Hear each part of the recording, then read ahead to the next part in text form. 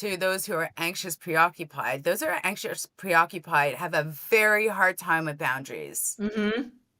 Yes. They don't understand them, Mm-mm. they don't apply them, and they don't respect other people's boundaries. Nope. Right? So this type of person will just show up at your home. Well, I needed to talk, so I just showed up. Yes. See, this is where the humiliating part comes in. This is where yeah, because I did do that kind of stuff. And you're standing at the door and and I'm like, why am I doing this? And just that horrible feeling inside. And you're like, you just want to get away. Oh, yeah. Yeah, and so but I'm so grateful that you're talking openly about this. I'm going to pause for a minute because I think it's so important for people to understand this. Can you describe a little bit about what that horrible feeling inside is? Like, what is Desperate, that? desperate, desperate, desperate. What, and my thought is, what can I do to convince him that I'm the one or that he wants to be with me?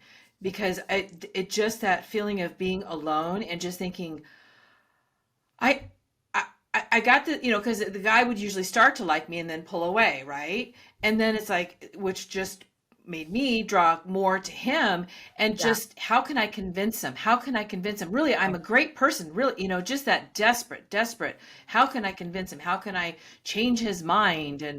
And just, you're right, the boundaries aren't even there. And the look on their face as they're standing there going, what are you doing? Hmm. And then of course then that just spins you out more, and then you're going, God, look at the look on his face, now he's really going to hate me, he's not, you just spiral down, and then you go home and you got to live with all those thoughts and feelings. Yeah. Thank you for sharing that. It's Mm-hmm. it's very real, and I know your audience will connect to that. This Mm-hmm. is very, very real. I'm going to change the word Yeah. from desperation to despair. And the reason I'm saying Oh, despair is because it is in the despair.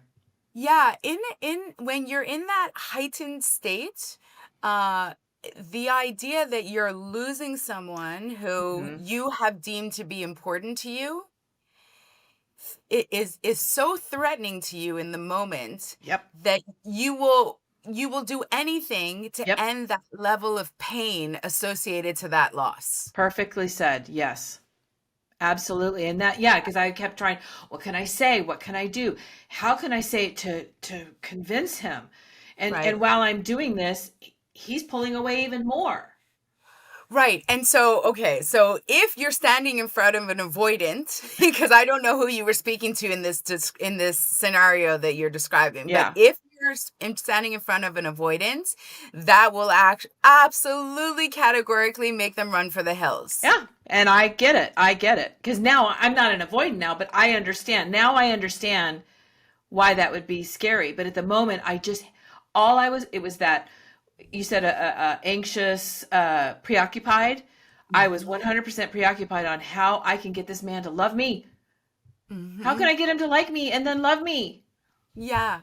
And I think if you reflected even broader past that one scenario, you would say that you probably took a similar strategy making new friends. Yep, You probably also did a lot of people pleasing within your family. So totally. people, yeah, so these are strategies, activation strategies that are used by people who are anxious, preoccupied to try and continuously get that closeness that they desire. Mm-hmm.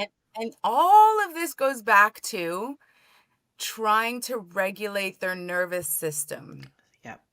because their nervous system goes out of kilter when they feel that that need for closeness is not being met.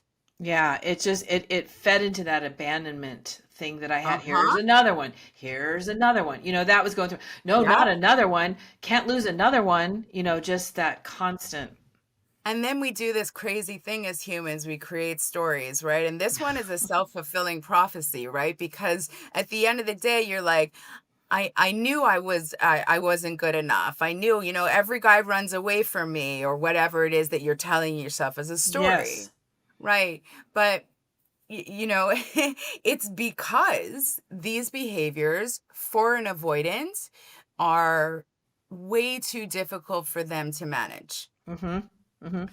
Yeah. They don't manage those emotions for themselves. They've managed to repress their emotions. Right. And so when someone else presents like emotions that are really heightened, they shut down. Yeah, So they do. so an anxious, preoccupied person is trying to regulate their nervous system by getting that closeness and reassurance and connection, safety. The avoidance is also trying to regulate their nervous system by keeping people emotionally at bay, sort of, building a little bit of a Yeah. wall, not getting too vulnerable or too intimate with people. They're very, very slow to make commitments in relationships, Yes, yes. because they're afraid that they're going to lose their freedom, their independence, and this means everything to them.